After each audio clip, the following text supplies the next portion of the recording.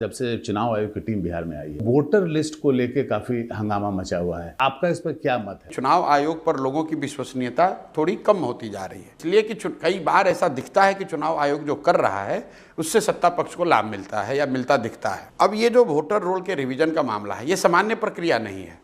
2003 के बाद जैसा मुझे बताया गया है, ये पहली बार इस तरह का स्पेशल ड्राइव लगा करके वोटर रोल को सो कॉल्ड क्लीन किया जा रहा है।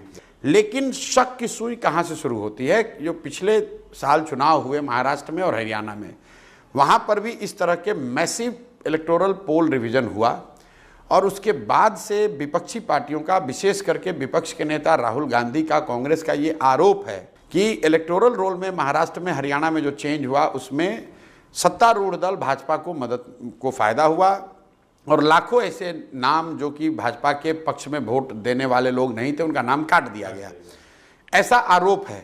चुनाव आयोग ने उस आरोप का कोई विश्वसनीय जवाब अभी तक दिया नहीं, उसको खारिज कर दिया, लेकिन कोई जवाब नहीं दिया। तो मुझे ऐसा लगता है कि बिहार में अगर आप ऐसा कर रहे हैं तो चुनाव आयोग को, उनके अधिकारियों को एक्सप्लेन करना चाहिए कि अभी जो इलेक्टोरल रोल है इसमें संशोधन का आधार क्या होगा, किन लोगों का नाम आप हटा रहे हैं, जिन लोगों का नाम आप हटाना चाहते हैं उनको अपील करने की या अपनी बात करने की सुविधा होगी कि नहीं होगी। दूसरा, जिन लोगों का नाम आप जोड़ना चाहते हैं, कम से कम ये बताइए तो कि भाई वो आदमी क्यों छूट गया था और किस आधार पर उसका नाम जोड़ रहे हैं।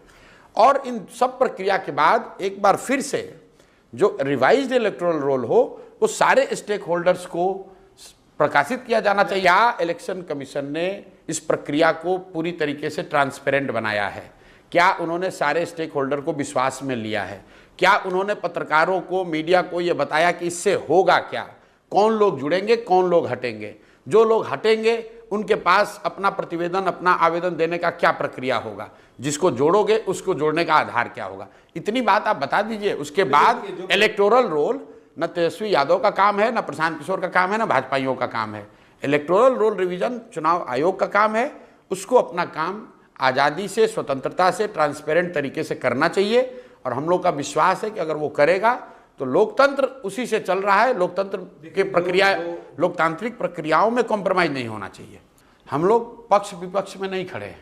हम लोग ये चाहते हैं कि जो प्रक्रिया इलेक्शन कमीशन कर रही है उसको पूरी तरीके से ट्रांसपेरेंट किया जाए, उसमें जन सहभागिता हो, सारे स्टेक होल्डर्स को इन्वॉल्व किया जाए और अभी जो इलेक्टोरल रोल प्रकाशित हुआ है उसमें होने वाले किसी भी परिवर्तन को और उस परिवर्तन के आधार को जनता के बीच में रखा जाए।